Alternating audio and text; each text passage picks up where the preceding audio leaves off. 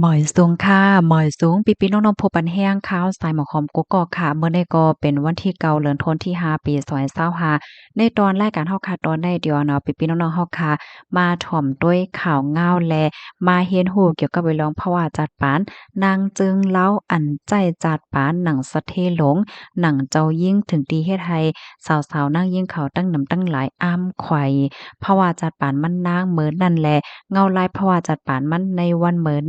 ในนั่นค่ะเต็มอยู่2ตอนค่ะนะตอนหนึ่งได้ก็เป็นข่าวง่าวอันออกมาเมื่อวานยอก็แทงตอนที่2ก็มาเลยเพียนโดยปืนภาวะจัดปานมันนางในนั่นค่ะ เมื่อวานเนี่ยค่ะก็มีคอมพานีแบรนด์เนมค่ะเนาะก็กว่าเติ่งลาดเปิดตาเอาตั้งพิษนั่งจึงเราก็ในก็เปว่าอัมมาทรายเตี้ยนขึ้นโคของที่อันไรเอากว่าในนั้นค่ะเมื่อวันที่8เดือนธันวาคมที่5ปี2025เมื่อวานในก้วยข้าวยามกลางไหนลาค่ะเนาะ10โมงปลายค่ะอยู่ที่โพตังนาเชนีและตั้งเจ้าหน้าที่ภูมิพลพรคอมพานีแบรนด์เนมมันนี่จำกัดนะคะเนาะอันเป็นคอมพานีนั่งสะเทหลง อันที่นางจึงเล่าก็ใน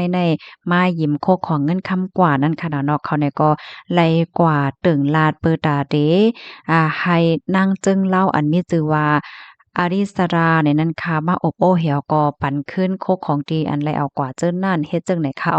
ลองตั้งเปิงเป็นมันได้ที่ก็นางจึงเล่าในขณะเอาสายคอของคนเมวาสนาค่ะเนาะ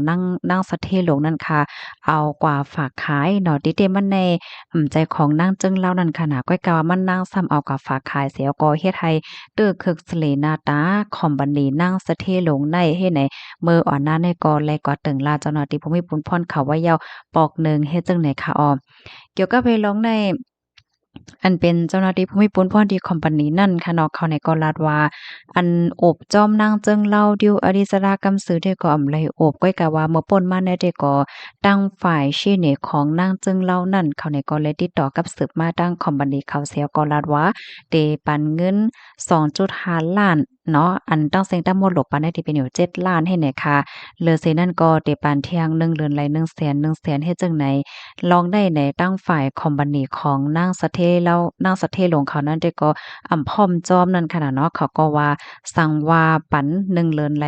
100,000ในจึงเพราะว่ามานับส่วนด้วยเงินอันเขาโหลไหลปันเนี่ยมันได้ตกกว่าเป็น4ปีเจังนั้นยาวนั่นน่ะเมื่อใครไหลได้ก็โอนปันกำหนึ่งก้อยนั่นน่ะเนาะหึงสังย่ำป่นวันจังไหนนะเพราะว่าสายเต้นขึ้นในซ้ำแต่เอาข้าวยามเป็น6ปีมันจังไหนได้ก็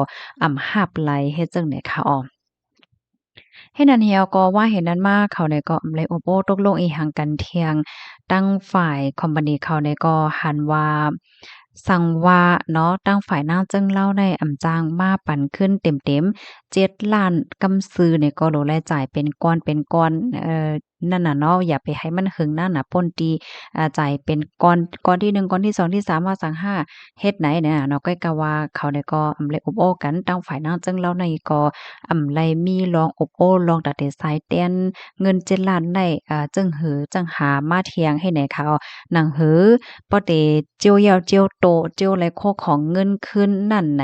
ตั้งฝ่ายคอมพานีนางสะเทศเล่าเขาเนี่ยก็จั่งไรกว่าที่เจ้าหน้าที่ภูมิพลพรเขาในวันที่8เมื่อว่าตีป่นมาไหนเฮ็ดจังไหนคะข้อมูลในก็เลยไปมาที่ห้องการข่าวมติชนออกไว้หน่อยค่ะนะค่ะอันในตอนหนึ่งเนาะกับในเฮาค่ะเนี่ยก็มาอ่านโดย ลองภาวะจัดปานมันค่ะเนาะเพราะว่านั่งเจิงก็ในเนี่ยค่ะยุ่มยามว่าพี่น้องเฮาค่ะเตโฮดจังอยู่ค่ะโยเนาะจื้อใต้มานั่งว่าจังหือค่ะแน่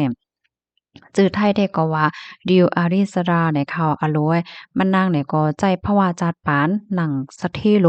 สะเทสะเทหลงได้แต่ว่าบ่ดันเจ้ายิ่งว่าหังว่าจังไหนนะเกี่ยวม่วนเสื้อใจม่วนตั้งในไผๆก็ขอยน่ะเนาะจัดปานมันนางให้ไหนค่ะมันนางได้แต่ก็เกิดเมื่อวันที่15เดือนธันวาคมที่6 ปีพุทธศักราช2533ค่ะเนาะมะเลียวก็อายุอาสากมี34ปีนะคะมันนั่งแต่ก็เป็นนั่งเจิงว่าเป็นผู้ห้องกว้ามว่าเป็นนั่งแบบว่าสว่าเจ้านายเฮ็ดให้ค่ะ เฮาคามาด้วยค่ะเนาะเพราะว่าจัดปานมันแน่มะนางเนี่ยก็เป็นก้นที่อันไรใจจัดปานหนังสะเทโลงนั่นเนาะค่ะตั้งโตตั้งคิงเนี่ยก็เดใจดื้อซื้อโค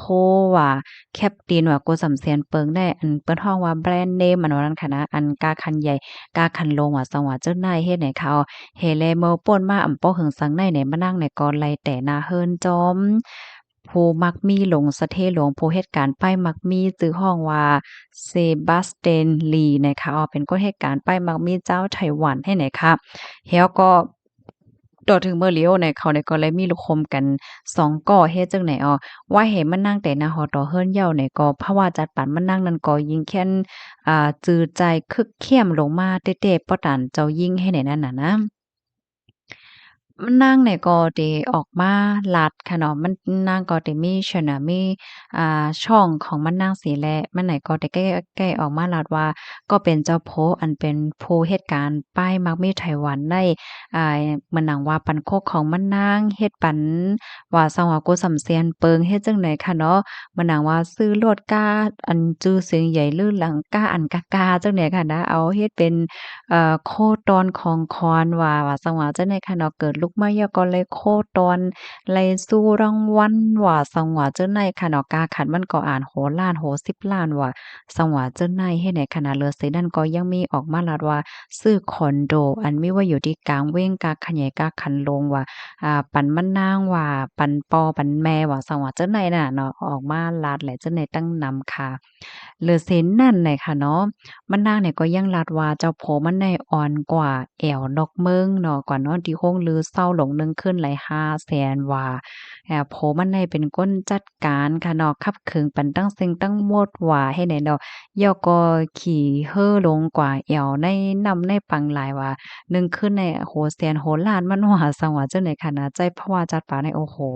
เปใจเปข้อเนี่ยเสิแลเฮ็ดให้คนตั้งนำตั้งหลายได้อ่อนกันย่องอ้ามเสิแลข้อย เพราะว่าจัดปานมันเต๊ะๆวาๆเฮ็ดให้เขาก้อยกะว่า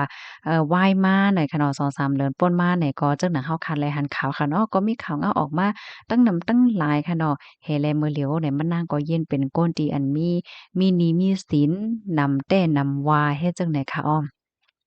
เสียก็ตั้งฝ่ายพวกเขาเนี่ยก็ยังออกมาลัดค่ะเนาะเขาก็ว่าเขาเนี่ยก็เป็นก้นโยๆเก้นั่นน่ะเนาะมันจะเรียกว่าเป็นสัตว์เทโลว่าซังว่าเจ้านายเฮ็ดให้ค่ะอ้ออันนี้ก็ไล่ตอนสอนอยู่ตั้งนำตั้งหลายค่ะนะข้อมูลในใครเป็นมาดีของการข่าว Daily News ออกไว้เนี่ยค่ะอ้อบางก็เปิ้นก็ว่าการใจตื้อเพราะว่าจัดปานได้อยู่โยๆแบบป้ออยู่ป้อกินเนี่ยมันก็เข้มเรียบอยู่นั่นน่ะเนาะก็หนังบางก็เนี่ยก็ได้จึกใจเพราะว่าจัดปานหนังสัตว์เทลง ใจโคกของอันกาว่าสังว่าเจ้าไหนเฮ็ดไหนค่ะนะบางก็มีเตเสียก็ใจตื้อกว่าว่าสังว่าเจ้าไหนก็มันก็เป็นหางก้อยกะว่ามันก็ซ้ำเป็นนี่เป็นขวัดกำลื่นหลังเฮ็ดไหนค่ะอ้อพี่น้องค่ะรับถอมยอหันเทินจึงหือพองค่ะเพราะว่าหันถึงว่ามีพรหลียอก็หนังเหิดเดจังเป็นตอนสวนในนั้นก็จอยกันสืบเปิ้นแพ่แชร์กว่าใส่กำค่ะน้อยยินจมใหญ่นำค่ะหมอยสงค่ะ